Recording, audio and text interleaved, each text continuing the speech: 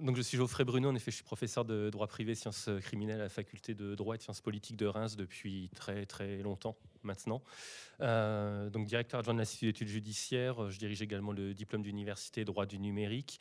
Et depuis cette année, nous avons un tout nouveau diplôme de master de droit des créations immatérielles et vidéoludiques, donc spécialisé justement sur sur tous ces tracas, on va dire, vidéoludiques.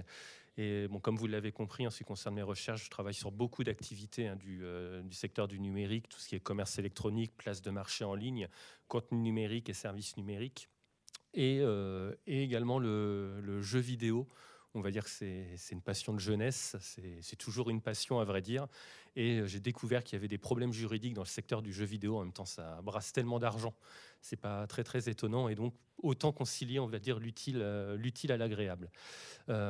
Juste une petite histoire pour vous dire comment je me suis retrouvé dans ces problématiques droit et jeux vidéo.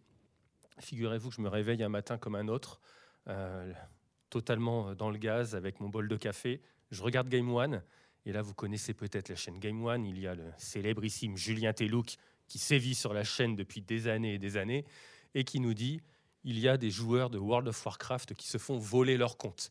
Et là, j'ai un méchant réflexe juridique, c'était en 2011-2012, et à l'époque, on ne pouvait pas voler des biens dématérialisés. Et je me suis dit, mais qu'est-ce que c'est comme infraction si ce n'est pas un vol? Et donc, c'est comme ça que j'ai mis un peu le doigt, on va dire, dans cet engrenage droit et jeux vidéo. Il y a des aspects de propriété intellectuelle, on va en parler juste après, mais il n'y a pas que de la propriété intellectuelle, il y a énormément, énormément de choses. Donc, on va essayer de brasser tout cela. Donc, François, comme vous l'avez dit, j'ai publié 2 ouvrages. Le premier, le jeu vidéo, un objet juridique identifié de 2019, donc qui est une monographie.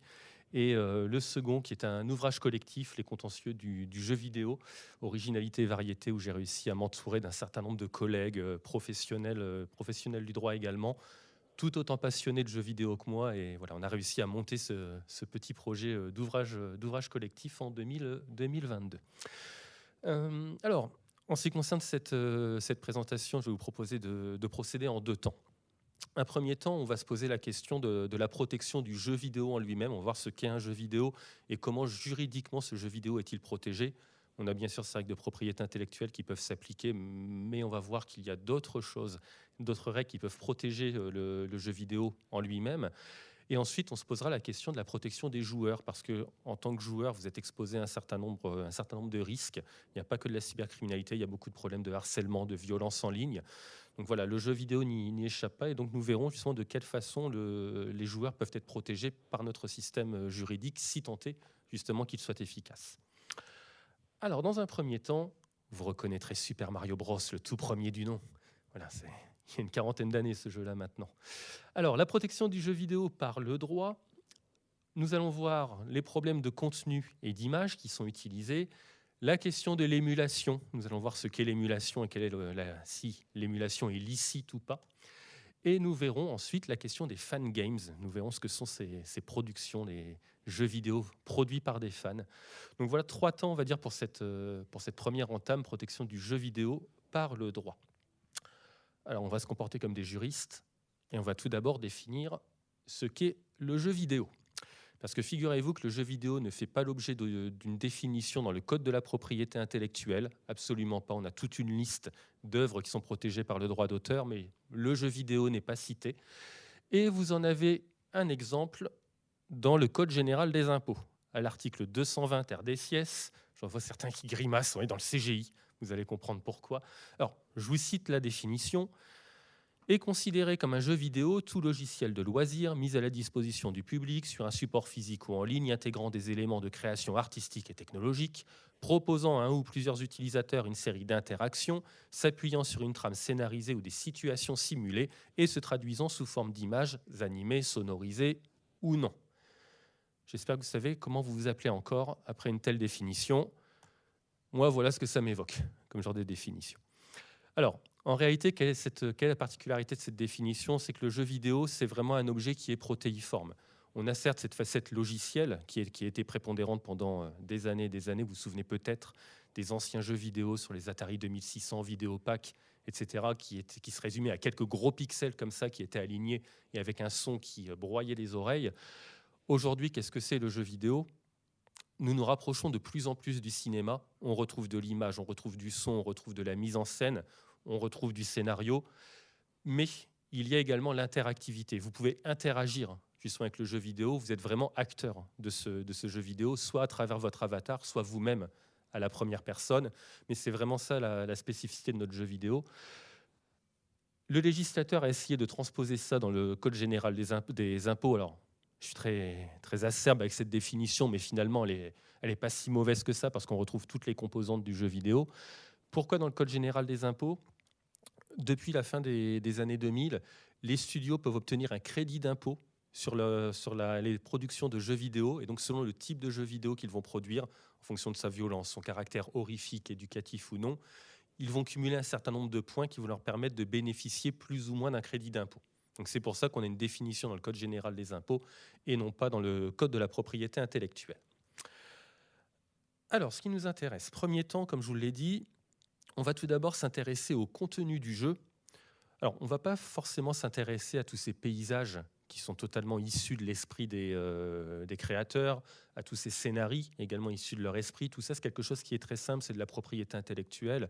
Ce sont des œuvres originales qui sont protégées par le droit d'auteur. Quelque chose qui est acquis depuis un certain nombre d'années maintenant. On a une spécificité, et cela notamment depuis le début des années 90, c'est qu'il est tout à fait possible de faire intervenir des acteurs dans des jeux vidéo. Vous connaissez peut-être le jeu Mortal Kombat, qui a été vendu comme étant le premier jeu dans lequel il y avait des acteurs numérisés qui allaient intervenir dans le jeu. Et au fur et à mesure, comme nous voyons les jeux actuels, les jeux vidéo actuels, vous voyez qu'il y a des acteurs de cinéma justement qui prêtent leur voix, qui prêtent leur image dans certains jeux vidéo. Quelques exemples. Je ne sais pas si certains ou certaines ont joué à Beyond Two Souls. Je vous conseille comme jeu avec son scénario, sa mise en scène, etc. Et dans ce jeu, il y a cet acteur que vous connaissez peut-être, Willem Dafoe, qui est effrayant, je trouve. Mais j'adore cet acteur. Je me souviens toujours de lui étant le bouffon vert dans le premier Spider-Man de Sam Raimi. C'est comme ça que je l'ai vraiment connu. Et figurez-vous qu'il a prêté justement son image pour incarner l'un des personnages dans Beyond, comme je vous l'ai dit à l'instant. Et ici, qu'est-ce qui se passe ? On est tout simplement, non pas sur un problème de propriété intellectuelle, mais sur un problème de droit de la personnalité, c'est-à-dire un problème de droit à l'image. Comme tout acteur de cinéma, il a signé un contrat par lequel il accepte que son image soit utilisée dans un jeu vidéo pour ensuite être numérisée et qu'il puisse incarner le rôle de ce personnage dans le jeu que je vous ai évoqué. Donc là, c'est quelque chose de très classique, c'est l'article 9 du Code civil qui est utilisé, que l'on voit d'ailleurs en première année, et on a tout simplement un contrat sur l'image de la personne qui est conclu. Toujours dans la même veine, vous connaissez Bruce Willis, forcément, Une journée en enfer, Die Hard 3, encore une fois, très bon film des années 90. C'est là où on voit que je suis un gamin des années 90, à vrai dire. Vous connaissez son timbre de voix qui est très particulier en version française. Et il y a eu ce jeu, Die Hard Vendetta, dans lequel le doubleur officiel de Bruce Willis avait accepté également de prêter sa voix à l'avatar de Bruce Willis dans le fameux jeu Die Hard Vendetta.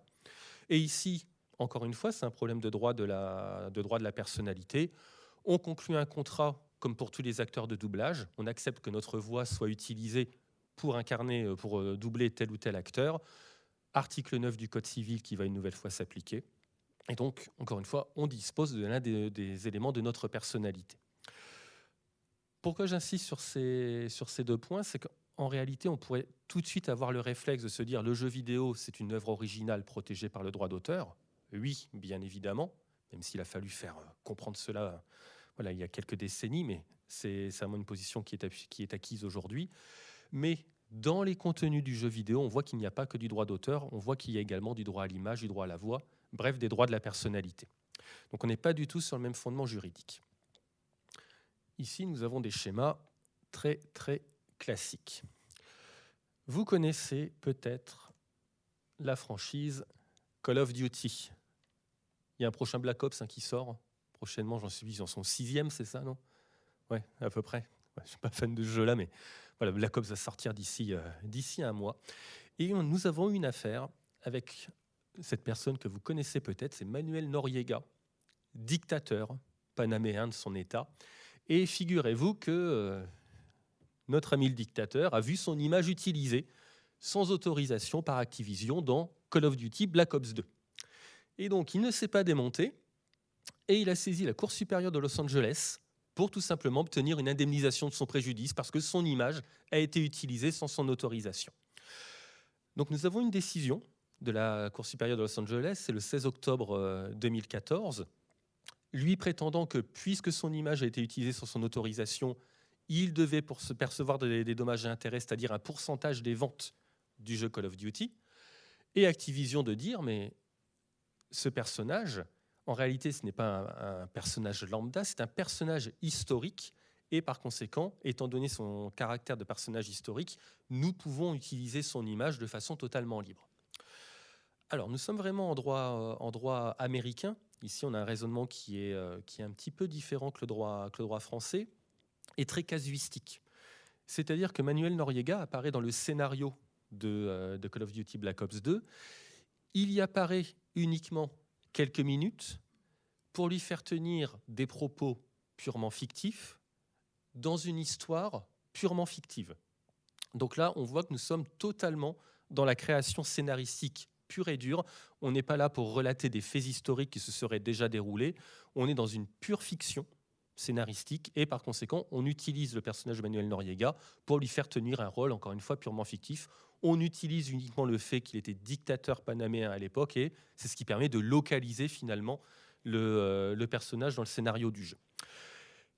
Eh bien, aux États-Unis, la Cour supérieure de Los Angeles a considéré que Manuel Noriega n'aurait pas le droit d'obtenir des dommages et intérêts parce que l'œuvre Call of Duty est protégée par la liberté d'expression. Elle est purement fictive de bout en bout. À aucun moment, on ne relate des faits qui se sont véritablement déroulés. Et c'est ça qui a sauvé Activision ici, c'est que c'est une œuvre qui est totalement protégée par le droit d'auteur de par son originalité, de par sa pure fictivité. Donc, Manuel Noriega, ici, a été débouté. Je ne sais pas si en droit français, on aurait statué de la même façon. Voilà. On en reparlera juste après avec le cas qui va arriver. Mais en droit français, voilà, l'image est quand même plus largement protégée. Et le principe est qu'il faut obtenir l'accord des personnes dont l'image est utilisée, sauf si cela contribue au débat d'intérêt général. Je ne suis pas convaincu que Black Ops 2 contribue au débat d'intérêt général. Mais bon, ça serait un juge de trancher. Donc, voilà, encore une fois, on voit qu'on est vraiment sur un raisonnement purement américain. C'est la liberté d'expression parce que le jeu est satirique, non pas satirique, mais est fictif, de bout en bout. Toujours dans ces exemples de personnages, là, Manuel Noriega, il était utilisé pour lui-même avec son image. Nous avons un autre cas, ce que l'on appelle les ressemblances ou, dans le jargon des studios, les likeness. C'est-à-dire un personnage fictif, mais qui présente énormément de ressemblances avec des personnes bien réelles, généralement des personnes célèbres. Et là, la problématique est de se dire, mais étant donné les ressemblances qu'il y a entre ce personnage fictif et cette personne réelle, est-ce qu'en réalité, il ne s'agirait pas d'une représentation de la personne réelle sans son autorisation? Alors, deux cas. On va avoir un exemple américain et nous allons avoir un exemple européen avec justement des solutions différentes, mais également des cas, des éléments factuels assez différents. Qui a déjà joué à GTA V parmi vous? Il y en a quelques-uns qui... Oui, quand même. Il y a bientôt GTA 6. Hein. Attention, c'est pour bientôt. Hop. GTA V, vous reconnaissez la couverture juste à droite. Vous reconnaissez peut-être le personnage du jeu, Lacey Jonas. Et à gauche, la célébrissime, surtout pour ses frasques, Lindsay Lohan, actrice américaine de son état. Eh bien, figurez-vous que dans GTA V, comme vous le voyez, le personnage de Lacey Jonas apparaît sur la couverture. C'est un personnage du scénario qui est quand même relativement récurrent et qui apparemment présente beaucoup de points communs avec Lindsay Lohan. Alors, de par son aspect physique, mais également de par la vie tumultueuse du personnage dans le jeu vidéo, où voilà, c'est une actrice qui est célèbre, qui consomme alcool, drogue, stupéfiants, etc., etc. Et Lindsay Lohan, à l'époque, présentait, on va dire, plus ou moins le même profil. Et donc, vous l'avez compris, elle saisit les tribunaux. C'est la Cour d'appel de New York qui a tranché le contentieux le 1er septembre 2016. Donc, on voit que les années 2010, c'est vraiment les années du droit à l'image dans le jeu vidéo. Et bien évidemment, elle dit, mais Lacey Jonas, vous voyez bien que c'est mon image, et en plus avec ma vie qui est portée dans GTA V. Et donc, on a utilisé mon image sans mon autorisation, et vous avez compris la mécanique, je veux obtenir des dommages et intérêts, je veux obtenir la part du gâteau, finalement. Et ça serait un très gros gâteau, vu les ventes de GTA V. Je crois que c'est un jeu qui se vend depuis plus de 13 ans, quand même. C'est quelque chose qui est hallucinant de voir ça dans le secteur. Il a traversé 3 générations de consoles, c'est jamais arrivé, à vrai dire. Eh bien, elle a été déboutée, notre ami Lindsay Lohan. Alors, un peu sur le même raisonnement que pour Manuel Noriega. Les juges disent, certes, il y a une ressemblance physique, mais on voit que ce n'est pas un parfait décalque de l'image de Lindsay Lohan. En Californie, des personnages comme personnage fictif de Lacey Jonas, on peut quasiment en croiser à tous les coins de rue. Mais surtout, et encore une fois, GTA V est une œuvre de fiction. C'est ça, encore une fois, la particularité. GTA V est une œuvre de fiction. Elle est protégée par la liberté d'expression, et donc c'est la liberté d'expression qui prévaut. En insistant sur un autre point, et c'est là où j'ai ma langue à fourcher tout à l'heure, c'est que GTA V est une œuvre satirique. Et le personnage de Lacey Jonas, c'est tout simplement une représentation satirique des jeunes femmes californiennes de l'époque qui, dès qu'elles atteignaient un peu la célébrité, allaient connaître tout un tas de travers dans leur vie. Donc oui, il y a peut-être une ressemblance, mais dans le jeu, on n'a jamais utilisé le nom de Lindsay Lohan, ce n'est pas son image qui est utilisée, et même s'il y a des points communs avec son histoire, l'œuvre se veut totalement satirique et totalement fictive. Et donc, par conséquent, Lindsay Lohan a été déboutée de son action contre l'éditeur qui est Rockstar, ici. Alors, ce n'est pas la première fois pour Rockstar de subir ce genre d'action. L'une des précédentes versions, alors je ne sais plus si c'était sur GTA 4, il y avait eu tout un tas de demandes d'interdiction de la vente de ce jeu à des mineurs aux États-Unis. Alors en Australie, c'est interdit de vendre des jeux moins de 18 aux mineurs. Enfin, en Europe, ce n'est pas interdit. Aux États-Unis, ce n'est pas non plus interdit. Donc il y avait des mineurs qui pouvaient acheter les GTA. Et c'était notamment Hillary Clinton, qui était sénatrice à l'époque, qui avait demandé à ce que GTA 4 de mémoire soit interdit de la vente à des mineurs. La demande n'a pas été accueillie par le législateur. Et figurez-vous qu'à Rockstar, ils se sont vengés. Parce que dans l'une des versions de GTA, c'est le Chinatown War, si je ne me trompe pas. C'est dans les versions portables. Il y a eu la statue de la liberté qui a été quelque peu modifiée parce qu'elle est devenue la statue de l'hilarité, avec un grand H, avec le visage d'Hillary Clinton. Vous l'avez compris, donc voilà, il tire l'œuvre satirique jusqu'au bout. Donc là, Rockstar, bon, Hillary Clinton n'a pas poursuivi, mais voilà, on sent qu'ils sont toujours sur la corde raide. Toujours dans ces histoires de ressemblance et de likeness, nous avons un cas avec League of Legends, LOL, comme on dit, c'est beaucoup plus simple, on le présentera de cette façon-là, donc, qui est édité par Riot Games. Et vous connaissez peut-être, il y a des joueurs de LOL, vraisemblablement ici, il y en a quelques-uns, exact. Alors, il y a un personnage qui est juste à gauche, qui était présent dans le jeu, qui s'appelle le Striker Lucian, donc qui était un personnage supplémentaire, alors qui présentait un certain nombre de caractéristiques physiques et également un certain nombre de caractéristiques comportementales sur lesquelles nous allons revenir juste après. Et juste à côté, un footballeur qui était très célèbre au début des années 2000 et qui avait prêté son image d'ailleurs pour certains jeux de foot, pour les PES, pour les Pro Evolution Soccer de mémoire, Edgar Davids, que vous connaissez peut-être, qui était un arrière de l'équipe de foot de Hollande, si je ne me trompe pas, et qui avait un style physique totalement assumé, toujours avec ses lunettes, c'était vraiment sa touche, et surtout avec un style de jeu très particulier, particulièrement violent. Voilà, il était défenseur et on ne le passait pas, à vrai dire. Et donc, ce qu'il s'est passé, toujours la même histoire, Edgar Davids découvre ce personnage du Striker Lucian et il se dit, mais il me ressemble un petit peu trop pour que ce soit pas moi. Et donc, il agit contre Riot Games avec toujours la même chose. Il veut obtenir justement des dédommagements. Et là, c'était beaucoup plus simple pour le calcul des dédommagements parce que son personnage n'était pas présent dans le jeu à l'origine. Il devait faire l'objet d'un achat supplémentaire et donc il demandait un pourcentage de toutes les ventes du Striker Lucian qui avaient été réalisées. Donc il a agi devant la cour d'Amsterdam, qui a rendu un jugement le 9 août 2017. Et là, justement, avec un raisonnement totalement différent par rapport à ce qu'on a vu aux États-Unis. Pourquoi? Il y a 3 éléments à vrai dire. Premier élément, physiquement, Edgar Davids et Striker Lucian, ils se ressemblent beaucoup. Je pense qu'on est assez d'accord là-dessus, entre la couleur de peau, les dreadlocks, les lunettes, le gabarit physique. Voilà, on a quand même une plus que forte ressemblance. Ensuite, second argument, d'un point de vue comportemental, comme on l'a dit, Edgar Davids avait une façon de jouer qui était quand même relativement rude, et c'est ce qui montrait, c'était justement les caractéristiques que l'on retrouvait dans le personnage de League of Legends. Justement ce caractère extrêmement rude, extrêmement violent du Striker Lucian. Et enfin, et vous vous méfierez des réseaux sociaux, il y a l'un des développeurs qui, sur Twitter, avait dit à l'époque « Ah oui, on s'en est inspiré ». Et puis il l'a tweeté. Et puis il l'a supprimé, mais c'était déjà trop tard. Et donc bien évidemment, la capture d'écran du tweet a été produite devant les juges. Et donc à partir de là, vous avez compris que forcément, Riot Games a été contraint justement d'accorder des dommages et intérêts à notre footballeur. Donc, si on en arrive si on conclut sur ce premier point, sur l'image, il y a beaucoup d'éléments, comme on le voit, qui sont protégés forcément par le droit d'auteur, mais tout contenu d'un jeu vidéo n'est pas uniquement protégé par le code de la propriété intellectuelle.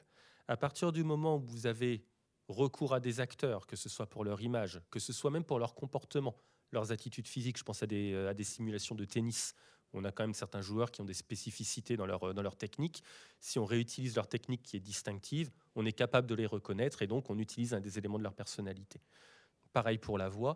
Vous voyez que tous ces éléments-là, finalement, ce ne sont pas des éléments de propriété intellectuelle. On utilise des éléments d'ores et déjà existants qui sont justement des éléments de notre personnalité, pour lesquels nous avons un dispositif juridique bien spécifique, nous l'article 9 du Code civil. Donc voilà déjà pour ce premier point.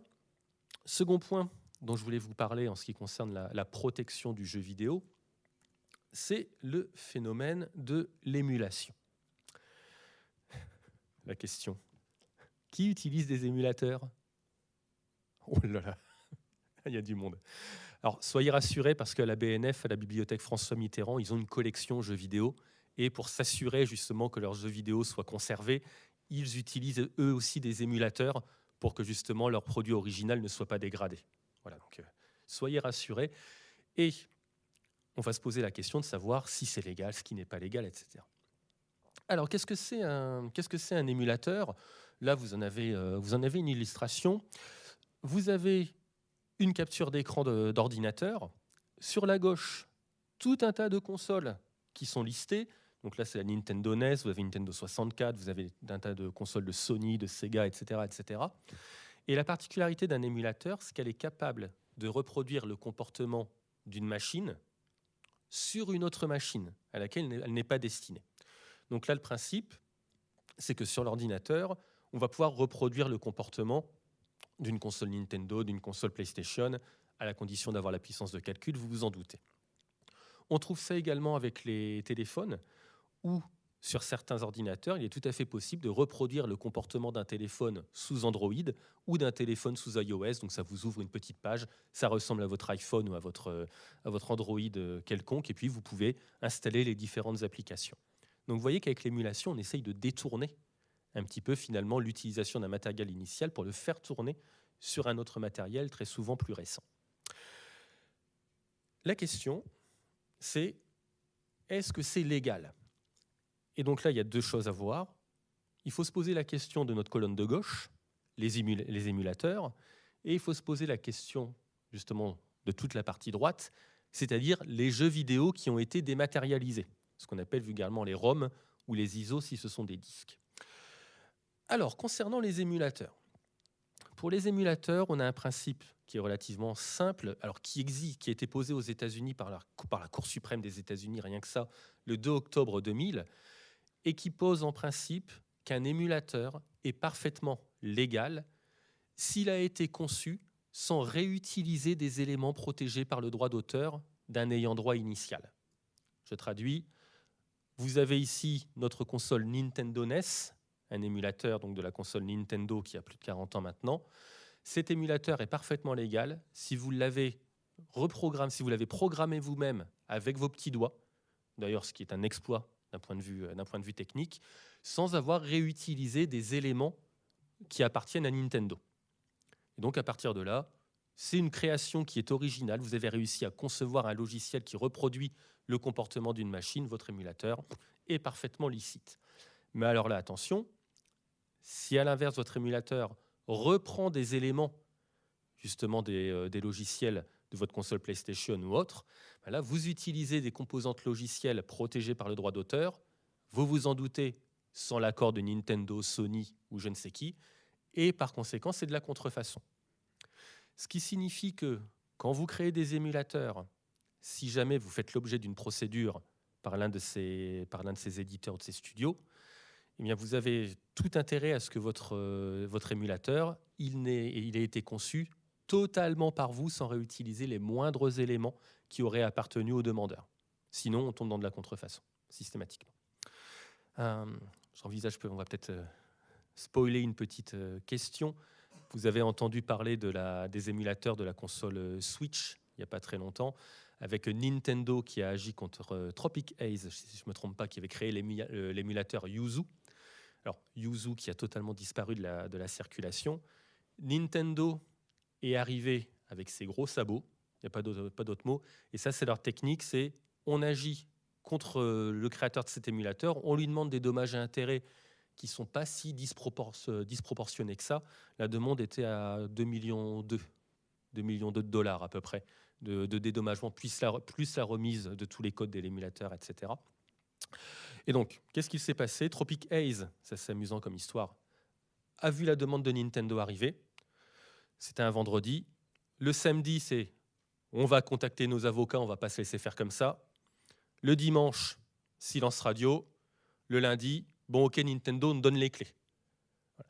Et donc, pourquoi justement ça s'est passé de cette façon-là? Donc là, Nintendo les a totalement écrasés, ils n'ont même pas eu besoin d'aller jusqu'à la procédure, à vrai dire. C'est qu'ils se sont rendus compte de la demande formulée par Nintendo que cet émulateur Yuzu avait permis de faire fonctionner le dernier jeu de Zelda, c'était Tears of the Kingdom, c'est ça, Tears of the Kingdom, 10 jours avant sa sortie. Et donc là, ça pose problème, c'est Nintendo qui dit, mais bizarrement, mon jeu, il est déjà contrefait, il est déjà en téléchargement illicite sur l'Internet, alors que je ne l'ai pas encore publié, et alors que les codes qui permettent de faire fonctionner le jeu sur ma console Switch, par conséquent, ne sont pas encore révélés. Donc là, vous voyez qu'il y avait un petit souci, parce que tous ces jeux sont cryptés, donc on ne croirait pas comme ça, mais quand vous mettez votre cartouche dans votre console Switch, je vois ma fille qui est éclairée par son écran avec sa console Switch, ben, il y a un code finalement qui permet justement de lire la cartouche pour s'assurer que c'est une cartouche qui est légitime. Et là, Tropic Haze apparemment avait déjà les codes qui appartiennent à Nintendo, c'est de la propriété intellectuelle. Ben, c'était pas très propre comme histoire. Et donc par conséquent, Tropic Haze, comme je vous l'ai dit, a remis les clés, c'est-à-dire on arrête Yuzu, on vous remet également le code source de notre émulateur, ce qui fait que Nintendo, actuellement, a fait interdire plus de 5000 copies de Yuzu qui étaient encore en circulation. Parce que forcément, qu'il y en avait certains de la communauté qui se disaient « Nintendo peut faire n'importe quoi, nous, Yuzu, nous l'avons encore, on va le faire vivre, etc. etc. » Avec le code source, c'est cuit. On peut le retrouver très facilement. Donc, voilà, il y a une vraie guéguerre sur les émulateurs. C'est la première fois qu'ils font plier un émulateur, à vrai dire. C'est vraiment un grand temps dans l'histoire juridique, on va dire, du jeu vidéo. Mais c'est pas manichéen, c'est pas légal ou c'est pas illicite. Ben, il faut se poser la question de savoir comment l'émulateur a été créé. Hop, j'en profite, j'ai un petit coup de pub pour mes camarades de Recalbox qui vous proposent une super solution émulateur si vous les connaissez. Je vous invite à aller voir ça, c'est du tout prêt. Mais l'autre problème, comme je vous l'ai dit, ce sont les ROM, également les ISO, c'est-à-dire tous ces jeux dématérialisés que vous allez faire fonctionner grâce à ces fameux émulateurs. Alors pourquoi? Parce que là, nous sommes encore une fois sur une page de la Nintendo NES, je ne me trompe pas, oui, c'est ça, il y a Faxanadu. Ce jeu, pour prendre celui qui est en plein milieu, il était présenté sur une cartouche cartouche propriétaire. Donc, je ne sais pas si vous avez déjà vu ces énormes cartouches grises avec des encoches. On veut faire fonctionner ça sur notre ordinateur, on a beau avoir un émulateur, avec la cartouche, on ne va pas faire grand-chose. Et donc, ça signifie que pour utiliser justement l'émulateur, il faut télécharger des jeux qui ont été dématérialisés. Et bien là, ça pose problème, parce que ces jeux dématérialisés, ils l'ont été sans l'autorisation du titulaire des droits. Vous doutez très bien que tout ça, c'était des jeux qui étaient distribués par Nintendo, et Nintendo n'a vraisemblablement pas donné son accord pour que les différents jeux qui étaient distribués sur sa console soient dématérialisés et ensuite distribués de façon totalement illicite, d'ailleurs. Il y en a qui ont carrément monté un business des ROM et des ISO illicites en proposant un accès à toutes ces œuvres contrefaisantes de façon illimitée, moyennant des abonnements de $30 à l'année. Vous doutez très bien que Nintendo leur a mis le grappin dessus, forcément. Donc, là, pour les ROM, quand vous voyez que ce sont des jeux qui sont d'ores et déjà existants et qui sont sur des sites en téléchargement, mais qui ne sont pas des sites officiels, ça doit vous mettre la puce à l'oreille. Ce site, vraisemblablement, il n'a pas les droits sur les jeux en question et par conséquent, ce sont des jeux qui sont contrefaisants. C'est de la contrefaçon. De la même façon que vous allez télécharger des films de façon illicite avec votre zone téléchargement ou votre lien BitTorrent préféré. Bien. Mais à l'inverse, imaginez que vous soyez le titulaire des droits sur le jeu qui est diffusé sous forme de ROM. Vous avez ça actuellement, vous avez peut-être pour certains des abonnements au PlayStation Network, le Switch Online, etc. Et par exemple, je reprends l'exemple de Nintendo. Nintendo vous permet de jouer à ces anciens jeux de sa Nintendo NES, sa Nintendo 64, moyennant l'abonnement de 25 ou 30 € par mois. Non, Nintendo est beaucoup moins cher que ça. Eh bien ici, qu'est-ce qui se passe? C'est Nintendo qui a dématérialisé ses propres jeux et qui vous y donne accès de façon totalement dématérialisée via un émulateur qu'il met à votre disposition sur votre console Switch. L'émulateur est créé par Nintendo, il est parfaitement légal, mais surtout la ROM, en tant que telle, est mise à disposition également par Nintendo et elle est donc parfaitement légale puisque c'est lui qui est titulaire des droits. Il distribue, comme bon lui semble, les jeux sur lesquels il détient les droits d'auteur. Et donc là, nous sommes dans des cas justement où il y a des émulateurs, des ROM, mais qui sont parfaitement licites. Vous regarderez, c'est exactement la même chose avec le PlayStation Network qui vous permet d'accéder à des vieux jeux de la PS1, de la PS2, etc. On est exactement dans le même raisonnement. Autre exemple de ROM qui serait parfaitement licite, ça va être l'hypothèse dans laquelle vous êtes vous-même le créateur du jeu. Vous créez votre propre jeu vidéo et vous le proposez en téléchargement. Il est totalement dématérialisé. Encore une fois, c'est une ROM ou c'est un ISO, peu importe le support d'origine. Et là, encore une fois, c'est vous qui êtes titulaire des droits et c'est vous qui avez fait le choix de le distribuer via un canal dématérialisé.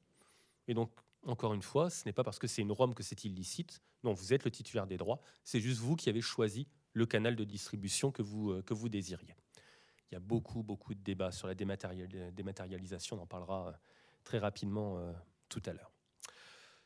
Alors là, on est un peu dans une zone de flou. C'est ce qu'on appelle les abandonware. Alors, qu'est-ce que c'est? Ce sont des jeux vidéo, vieux jeux vidéo, dont les titulaires des droits ont disparu. On ne sait pas qui est titulaire des droits. Est-ce que quelqu'un est d'ailleurs titulaire des droits ou peut-être que la licence a été rachetée par un autre studio qui lui-même ignore qu'il a cette licence dans sa besace. Et voilà, ce sont un petit peu ce qu'on appelle des jeux abandonnés, finalement. On ne sait pas vraiment à qui ils appartiennent. Et on est dans une zone de flou, à vrai dire, parce que si vous le téléchargez illégalement, vous le faites sans l'accord du titulaire des droits, parce que ce n'est pas lui qui l'a mis en disposition de façon dématérialisée. Mais d'un autre côté, on ne sait pas qui est titulaire des droits. Peut-être qu'il n'y en a pas, ou peut-être que le titulaire lui-même ne sait pas que ce jeu lui appartient. C'est pour ça que parfois, de temps en temps, vous voyez ressortir de très très vieilles licences après 20 ou 25 ans, et tout à coup, ils disent « Ah bah tiens, nous avons ça dans notre patrimoine ». Et donc, peut-être qu'on va essayer de faire revivre cette licence. Généralement, ce sont des abandonware dont les titulaires des droits redécouvrent leur existence, à vrai dire. Donc, oui, c'est illicite de télécharger un abandonware, mais en soi, il n'y a personne pour agir contre vous, à vrai dire. Bon, voilà pour ce deuxième point, l'émulation, les ROM. Troisième et dernier point, on va pas aller trop vite. Troisième et dernier point, en ce qui concerne la protection du jeu vidéo, c'est ce qu'on appelle les fan games, les jeux qui sont produits par des fans. Alors, c'est quelque chose qui existe depuis des années, bien au-delà du jeu vidéo, à vrai dire, et c'est notamment apparu dans la littérature, où il y a certains romans qui ont passionné les foules. On attend une suite, il n'y a pas de suite. Et il s'avère que certaines personnes prennent la plume et essaient d'imaginer une suite, justement, au roman en question. Et vous laissez aller votre plume. Il y a un cas, alors vous me le confirmerez, du roman Scarlett, qui je crois est une suite de Autant en emporte le vent. Mais vraiment à confirmer. C'est bien ça, François. Merci. Et Scarlett est à l'origine un ouvrage qui a été rédigé par une fan et qui a tellement plu à l'auteur original qu'ils se sont mis d'accord justement pour en faire la suite officielle. Donc là, on est vraiment dans la production de fans.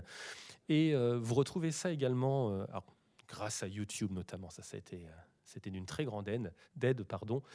Vous avez beaucoup de personnes qui s'amusent à reproduire des scènes de cinéma, des scènes de séries, et qui vont publier ça ensuite sur YouTube. Alors vous en avez des flopés, vous avez Star Trek, vous avez Harry Potter, vous avez Star Wars, où c'est repris par des fans, Dragon Ball également, avec des costumes improbables en carton. Enfin, je vous laisse imaginer la chose, mais qui a un côté qui est très, très amusant, à vrai dire, parce qu'on sent vraiment que ce sont des fans qui veulent rendre hommage à une œuvre initiale. Et donc c'est ça qui est important, c'est essayer de rendre hommage. Vous retrouvez ça dans les jeux vidéo, à vrai dire. Alors, un premier exemple, c'est ce que l'on appelle les mods, c'est-à-dire un jeu vidéo finalement qui est modifié par des fans, soit pour en proposer une suite ou de nouvelles aventures, soit pour créer quelque chose de totalement différent, à vrai dire. Vous avez cet exemple, juste ici, avec Skyrim, qui est juste à droite, Elder Scrolls 5, qui est la version officielle, et qui a donné justement qui a permis de créer un mode Enderall, vous me pardonnerez mon accent, qui n'a pas grand-chose à voir avec le Skyrim initial, mais qui en réalité réutilise tous les codes finalement de Skyrim. Et donc vous avez tout simplement des joueurs programmeurs ici qui ont utilisé le jeu initial Skyrim pour en faire justement cette déclinaison. On va voir justement si c'est licite ou pas. Vous avez peut-être connu ça. Ah, il y a des joueurs joueuses de Pokémon, j'en suis sûr. Et voilà, vous avez peut-être vu passer Pokémon Uranium, qui a été fait sans l'autorisation de Nintendo et de la Pokémon Company. Et je peux vous assurer qu'il n'a pas eu une vie très très longue. Forcément, parce que Nintendo et Niantic ont tout de suite mis la main sur ce mode. Je voudrais qu'on fasse une différence avant de rentrer dans le détail avec ce qu'on appelle vulgairement un plagiat. Alors, le plagiat, juridiquement, ça n'existe pas, c'est une contrefaçon. Mais le plagiat, si vous voulez, c'est une copie servile d'une œuvre préexistante. On voit qu'avec les modes, c'est très différent parce qu'on va partir d'un jeu initial pour proposer de nouvelles déclinaisons. On va prendre un exemple avec Super Mario Galaxy, qui est juste là, qui a été victime d'une contrefaçon. On va faire un jeu. Vous avez ici 5 captures d'écran qui se ressemblent beaucoup. Alors, dites-moi, est-ce qu'il n'y a pas quelque chose de dérangeant? Il est où Mario Galaxy?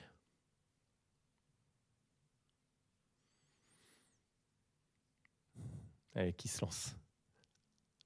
Ouais. Exactement. Et en quoi vous avez vu qu'il y a une différence avec les 3 autres? Ouais, en effet. Et ça, c'est très fin comme analyse. Le personnage, exactement. Quand vous regardez, on a vraiment un univers qui est identique, il n'y a pas d'autre mot, mais juste en bas et sur la vignette qui est en haut à droite, vous avez le personnage de Super Mario, alors que sur les 3 autres vignettes, vous avez un petit dragon bleu, alors d'ailleurs qui rappelle un petit peu Spyro, le dragon, mais pas de la bonne couleur, d'ailleurs. Mais comme, ce jeu s'appelait Dooley Star, qui est devenu totalement introuvable. Rien que pour retrouver des captures d'écran, c'est vraiment difficile.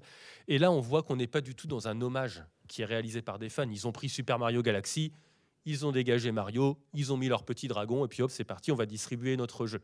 Il n'y a pas du tout de volonté de rendre hommage à Super Mario Galaxy. On voit qu'on est dans de l'appropriation servile, dans de la copie servile de Mario Galaxy. Alors, bien évidemment, totalement contrefaisant. On en revient à nos questions de nos hommages, de nos fan games. Juridiquement, quand on analyse nos fan games, c'est ce qu'on appelle des œuvres dérivées. Donc, on part d'une œuvre préexistante pour produire une nouvelle œuvre, une œuvre originale qui a se distinguer de la première, alors que pour autant, elle reprend un certain nombre de celles d'origine. On aurait tout à fait pu imaginer une nouvelle déclinaison de Mario Galaxy en réutilisant Super Mario, en réutilisant des planètes, mais en créant une toute nouvelle histoire, voilà, et avec des moyens beaucoup plus limités. Ça, ce serait une œuvre dérivée. Qu'est-ce qu'il faut forcément pour réaliser une œuvre dérivée? Première chose, l'autorisation du titulaire des droits. Vous vous en doutez. Et généralement, c'est ce qui va manquer. Et ensuite, et là, c'est de la négociation purement économique, une redevance qui sera versée au titulaire de l'œuvre initiale. Voilà, il doit y avoir une rémunération pour le titulaire de l'œuvre initiale. C'est exactement le même schéma que quand vous avez un roman qui est penché au cinéma ensuite. Prenez l'exemple d'Harry Potter, les romans. L'œuvre cinématographique n'est qu'une œuvre dérivée, c'est-à-dire une nouvelle déclinaison des aventures d'Harry Potter. On réutilise les personnages, l'histoire, etc. Mais on va utiliser un autre support. Et donc, il fallait l'autorisation de J.K. Rowling. Elle a eu sa redevance plus que raisonnable, vous vous en doutez, et ainsi de suite. Alors, à partir de là, en réalité, vous avez 3 raisonnements possibles. Premier raisonnement, et c'est un peu le même que pour les ROM et les émulateurs, ça va être de se dire, on va appliquer la règle de droit pour la règle de droit. Donc, vous voulez créer une œuvre de fan, une œuvre dérivée, il faut obtenir mon accord. Et si vous n'avez pas mon accord, je vais me charger de vous juridiquement. Ce que l'on a vu tout à l'heure avec Pokémon Uranium, et ce qui est, comme pour les émulateurs, la pratique de Nintendo. Alors que je les aime beaucoup, mais malheureusement, juridiquement, ils ont une politique très serrée, dirons-nous. Autre possibilité, c'est de se dire, on sait que c'est illicite, mais finalement, on laisse faire, on laisse couler. Alors pourquoi? Parce qu'en réalité, déjà, ce sont des hommages de fans, ce sont des hommages de la communauté des joueurs, et il n'y a rien de pire que de se mettre sa communauté sur le dos, à vrai dire. Et en plus, on voit qu'ils n'ont pas du tout de mauvaise foi, il n'y a pas de volonté de nuire à l'image de l'entreprise ou de s'approprier l'œuvre initiale. Encore une fois, c'est d'essayer de la faire vivre. Et c'est pour cela justement qu'un certain nombre de titulaires de droit vont dire mais il y a des œuvres dérivées qui sont créées sans notre autorisation, mais on va laisser faire parce que déjà, ce sont nos fans, ce sont nos joueurs, et en plus, ça ne nuit pas du tout à notre œuvre. Au contraire, ça peut permettre de la faire connaître à d'autres personnes. Et là, voilà, on range le droit de côté et on se dit, mais on prend le fan game ou le fan film ou autre pour ce que c'est, un hommage de fan, fait de briques et de broc avec des petits moyens, etc. Il y a une troisième possibilité, qui est une sorte de voie médiane et qui a été utilisée pour Star Trek, figurez-vous, bon, qui appartient à CBS et Paramount. Alors, qu'est-ce qu'ils ont constaté? Vous irez faire un tour sur Star Trek fan film, vous tapez ça sur YouTube, et alors là, vous allez avoir plein de trucs, il y a vraiment de tout, à vrai dire. Ils se disent, on a des fans, ils créent des fan films de nos différentes séries. Très bien, tout va bien. Mais il y en a une qui a causé un certain nombre de difficultés, qui s'appelle Axanar. Vous irez faire un petit tour sur Star Trek Axanar, et vous vous rendrez compte que sur Star Trek Axanar, qui est censé être un fan film, il y a des moyens financiers extrêmement importants, avec d'anciens acteurs qui interviennent, avec l'utilisation des logos officiels. Vous avez le sigle de Starfleet pardon, qui est juste derrière. Et non seulement un risque de confusion dans l'esprit du public, mais surtout, des productions de fans qui se professionnalisent. Il y avait des budgets parfois qui allaient jusqu'à 100 000 $ pour une production de fans. On n'est plus dans le fan qui va s'habiller comme Kirk et qui va jeter un bout de carton sur la créature qui l'agresse pour reproduire justement les épisodes de la première saison de Star Trek, de la première série, pardon. Donc, CBS et Paramount finalement ont utilisé cette voie médiane qui est de dire les fan films, aucun souci. Mais nous allons poser nos règles. Pas plus de 15 minutes. Pas d'utilisation d'acteurs, pas de recours à des acteurs qui ont déjà joué. Pas d'utilisation de nos signes distinctifs. Un budget, pourquoi pas, mais 50 000 $ maximum. C'est déjà pas mal, quand même. Si jamais vous franchissez les barrières, là, on va utiliser les recours juridiques. Donc vous voyez qu'ils ont créé une sorte de cahier des charges à destination des fans, de dire mais pour les fans films, aucune difficulté, mais il y a des deadlines, il y a des points à ne pas dépasser. Après, nous réservons la possibilité d'agir contre vous, c'est-à-dire de faire prévaloir tout simplement nos droits d'auteur. Eh bien, c'est ce qu'a fait Xbox pour les streamers. Il y en a qui streament parmi vous, qui diffusent des parties en ligne, où vous n'assumez pas. Alors, pour Xbox, ils avaient posé justement un certain nombre de conditions de cette façon-là, en disant que si justement vous streamez, vous devez indiquer le nom du jeu, vous devez streamer uniquement une certaine durée du jeu.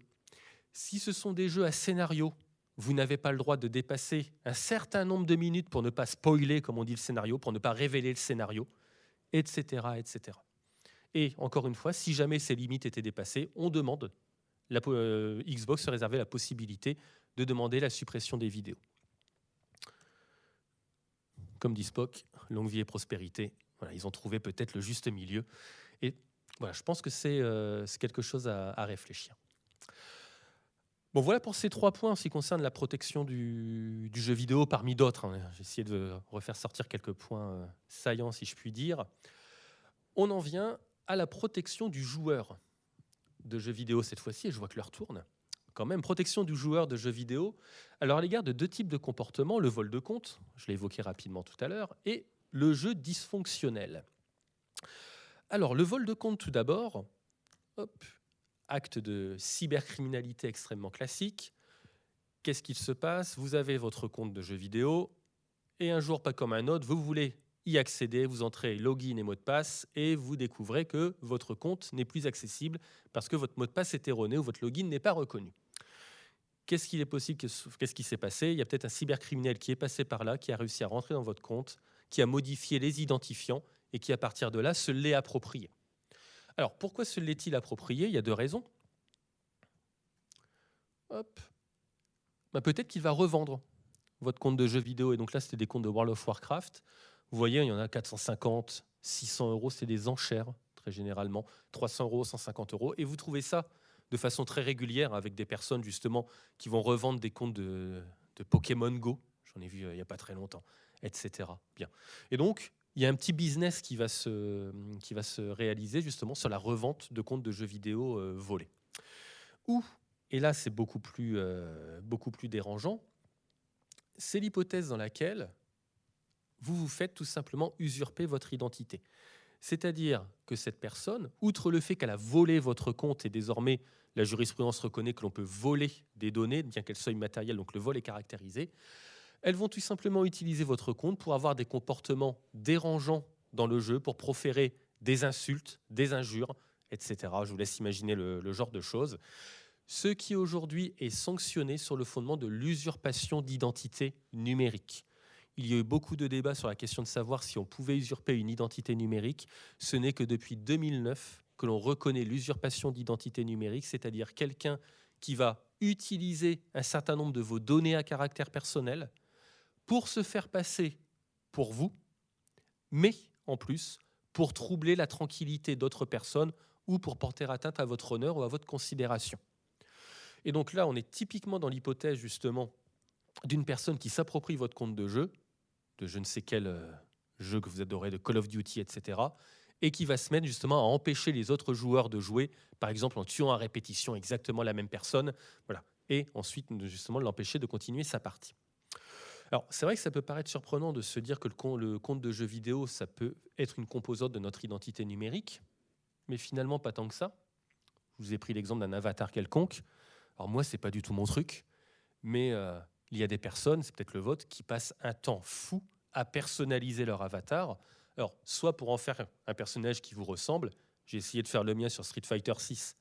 Je ne laisse même pas imaginer la tête qu'il a, quoi. C'est effroyable. J'ai essayé de faire au mieux pour qu'il me ressemble pourtant, mais bon, c'est tout. Ou sinon pour avoir un personnage qui est un avatar qui est totalement différent de vous. Ce qui fait que vous allez avoir un certain attachement à l'égard de celui-ci, et finalement, c'est grâce à cet avatar que vous allez pouvoir naviguer dans l'univers virtuel du jeu en question. Donc on voit vraiment que c'est une composante aujourd'hui de votre identité qui peut faire l'objet d'une usurpation, justement, et donc de cette infraction. L'usurpation d'identité, c'est sanctionné par 1 an d'emprisonnement et 45 000 € d'amende. Donc vous voyez qu'il y a, outre les dommages et intérêts civils, donc comme vous le voyez, il y a quand même des sanctions qui sont relativement lourdes. Cette question de l'identité numérique touche en réalité une question qui est également plus large, qui est celle de savoir de quoi vous êtes propriétaire dans un jeu vidéo, dans un compte de jeu vidéo, parce que peut-être que vous considérez propriétaire de votre avatar comme étant une représentation de votre propre personne, mais peut-être que vous avez acheté entre guillemets, énormément de matériel, énormément d'équipements, comme on dit, des skins, des apparences pour votre personnage, et imaginez que du jour au lendemain, l'éditeur du jeu vidéo décide de fermer les portes de votre jeu. Eh bien, de quel droit disposiez-vous justement sur ces différents contenus? Là, on n'a pas encore de questions en jurisprudence, ça devrait bouger prochainement. Alors, c'est ce qu'on retrouve avec tous ces jeux vidéo qui sont dits bac à sable. Vous avez très certainement joué à Minecraft, vous avez peut-être joué à Super Mario Maker, qui vous permet de créer des niveaux de Super Mario, dont certains sont totalement originaux. Là, vous avez même dans Minecraft des créations qui sont totalement originales. J'ai déjà vu un étudiant une fois dans une vidéo qui prenait ses cours dans Minecraft. Voilà, il y a un côté Inception, je trouve, qui est assez effrayant. Et imaginez que vous arriviez à créer un contenu original dans Minecraft et du jour au lendemain, on ferme Minecraft. Ben, vous avez envie de dire, mais c'est une création originale, c'est protégé par le droit d'auteur, je veux récupérer mon œuvre. Sauf qu'aujourd'hui, matériellement, c'est quelque chose qui n'est pas réalisable. Donc, quels sont les droits dont vous disposez, certes, sur votre avatar, mais sur tous vos contenus in-game? C'est, j'ai envie de dire, la grosse question du moment. Il y a de vraies frictions entre les associations de consommateurs et les éditeurs de jeux vidéo.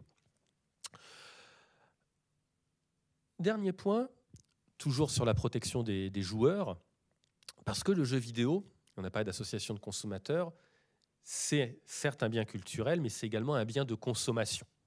Et donc, on applique le droit de la consommation, chose qu'on n'aurait pas imaginé encore il y a quelques années, mais le droit de la consommation va totalement s'appliquer.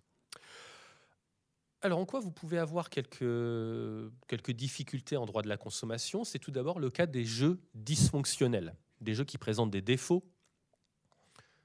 Vous connaissez peut-être Cyberpunk 2077, qui malheureusement pour lui a connu un lancement plutôt raté pour certaines des versions du jeu, parce qu'il y avait énormément de bugs graphiques. Parfois, je vous laisse apprécier les bugs graphiques.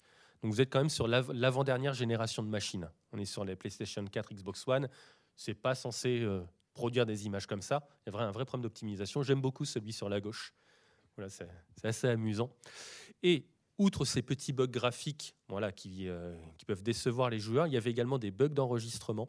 C'est-à-dire que pour certains joueurs, l'enregistrement échouait systématiquement et ils se retrouvaient bloqués dans la possibilité justement de continuer l'aventure dans le jeu. Et donc là, c'était quand même un vrai problème parce que c'est un jeu auquel on peut jouer des centaines d'heures, très clairement. Et si les sauvegardes ne fonctionnent pas, vous ne pourrez pas avancer dans votre progression, dans votre aventure. Donc là, un vrai problème de dysfonctionnement du jeu.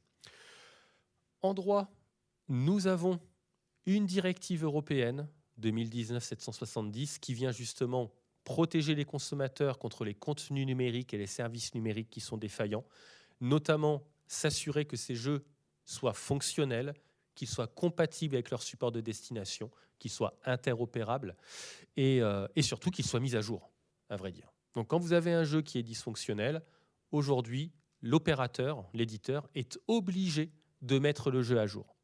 Pour Cyberpunk, ils ont été quand même relativement rapides. Voilà, ça a pris quelques semaines. Et je pense que ça vous agace toutes et tous quand vous lancez un jeu que vous avez acheté en support physique et non pas en dématérialisé. Vous lancez le jeu, déjà il faut de longues minutes pour que ça s'installe et vous découvrez ce qu'on appelle la mise à jour Day One, c'est-à-dire la première mise à jour corrective. Voilà, parce qu'ils ont découvert des bugs entre l'impression des CD, des Blu-ray, et justement le lancement du jeu. Donc, ça, c'est une vraie obligation légale, cette obligation de mise à jour en vue de garantir le bon fonctionnement du jeu. C'est un premier point en droit de la consommation. Un autre point en droit de la consommation, et on verra qu'on est toujours sur cette même garantie, c'est ce qu'on appelle la garantie des contenus numériques et services numériques, garantie subjective, c'est-à-dire que le jeu vidéo doit correspondre à ce qu'on vous a annoncé. Que ça fonctionne, c'est totalement objectif, mais en plus, quand on vous fait de belles annonces, il ne faut pas que ce soit déceptif. C'est comme quand vous regardez un trailer au cinéma, je pense à Suicide Squad avec le Joker qui était incarné par Jared Leto, et Jared Leto, on le voit dans... assez terrible comme film, hein. Je me suis endormi devant. Jared Leto, on le voit dans 80% du trailer, et on le voit dans 5 minutes du film. Là, il y a un peu tromperie sur la marchandise, ce qu'on appelle en réalité une pratique commerciale trompeuse, ni plus ni moins. Et bien dans le jeu vidéo, c'est exactement pareil. Vous avez peut-être connu ce jeu, No Man's Sky, hors jeu que je trouve totalement fascinant. Voilà, c'est un jeu d'exploration spatiale, vous faites ce que vous voulez, il y a des millions de planètes à explorer, mais surtout, c'est que, et je vais vous montrer des images, le jeu, au moment de son lancement, ne ressemblait absolument pas à ce qui avait été présenté 3 ans en arrière, quand même. Donc, je vais vous laisser apprécier le... Oh là, mon Dieu, reviens là. Le gameplay actuel, et vous allez voir ce qui a été annoncé juste après. Oh, je vais pas réussir à le lancer. Non, mais...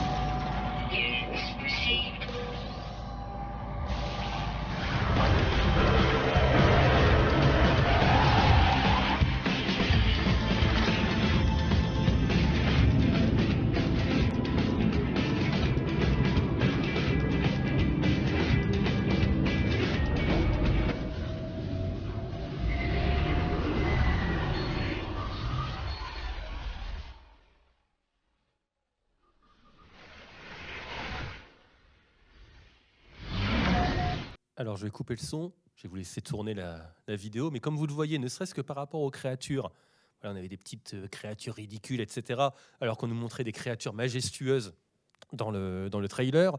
Là, on nous montre de l'exploration spatiale qui n'était pas disponible dans la première version du jeu. On nous disait quand même, vous allez pouvoir explorer librement l'espace, le vaisseau décollait même pas, à vrai dire. Donc là, vous voyez qu'il y a eu quand même beaucoup on va dire d'attentes qui n'étaient pas respectées. Un jeu en ligne où on devait pouvoir croiser les joueurs, alors qu'en réalité, on ne les croisait jamais parce que le jeu en ligne ne le permettait pas, et ainsi de suite. Donc là, le jeu n'était pas du tout conforme à ce qui avait été annoncé, à ce qui avait été stipulé finalement.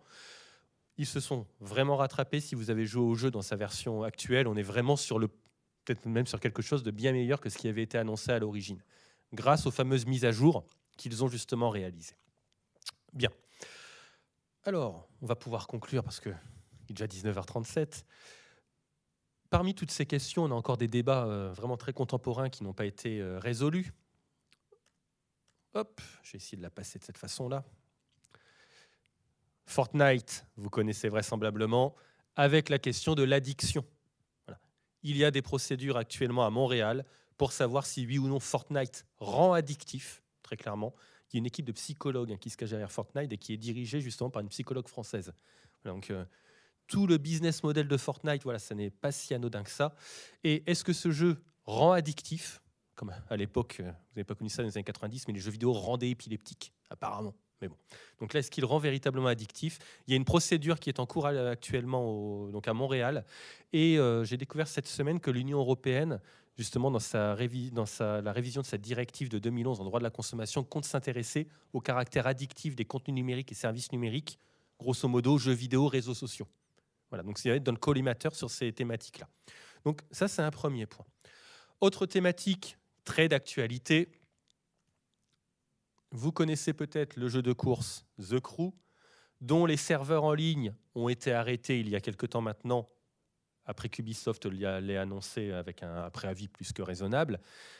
Autant pour du jeu en ligne, ça peut se comprendre que les services en ligne s'arrêtent au bout d'un moment. Il y avait 10 ans d'exploitation quand même, donc c'est plutôt raisonnable. Mais surtout, ce qui s'est passé, c'est que si vous avez le jeu en physique, hop, vous mettez le jeu en physique, vous arrivez sur un message d'erreur, mais surtout qui vous empêche de jouer à la partie solo, c'est-à-dire alors même que normalement, vous n'avez pas besoin de connexion en ligne. C'est-à-dire vous n'avez pas besoin de vous connecter à Internet pour accéder au serveur du jeu, pour pouvoir jouer au jeu en ligne. Vous voulez jouer en solo, en local, et pour autant, vous avez quand même besoin des serveurs distants pour pouvoir jouer en local. Ubisoft les a désactivés et voilà, votre jeu est devenu inutilisable. J'ai un camarade YouTuber qui dit toujours bah, maintenant ma galette, je peux la lancer. À vrai dire, elle me sert strictement à rien. Donc ça pose un véritable problème de droit de la consommation. Mais finalement, de quoi est-ce que nous sommes titulaires sur nos jeux vidéo? Est-ce que nous en sommes propriétaires? Est-ce que c'est une simple licence? Voilà. Au bout de combien de temps peuvent-ils arrêter l'exploitation des serveurs? Est-ce qu'ils peuvent le faire pour du jeu en solo? Je ne sais pas si certains parmi vous ont joué au dernier Ubisoft de Star Wars Outlaws, mais sur la version physique, vous n'avez pas l'intégralité de la campagne solo. Ce qui signifie que le jour où les serveurs sont fermés, votre jeu en physique, s'il est revendu à quelqu'un, vous ne pouvez plus l'exploiter. Vous ne pouvez plus rien en faire, à vrai dire. Donc ça pose un problème de droit de la consommation, mais ça pose un problème de préservation du patrimoine vidéoludique. Je peux vous assurer qu'actuellement, à la BNF, à la Bibliothèque François Mitterrand, ils s'arrachent les cheveux pour se dire mais comment on peut faire pour préserver le patrimoine vidéoludique à partir du moment où c'est déjà totalement dématérialisé. Alors on dira il y a le dépôt légal, mais le dépôt légal ne permet pas de capter tous les acteurs. Dès que c'est un acteur international, c'est beaucoup plus compliqué.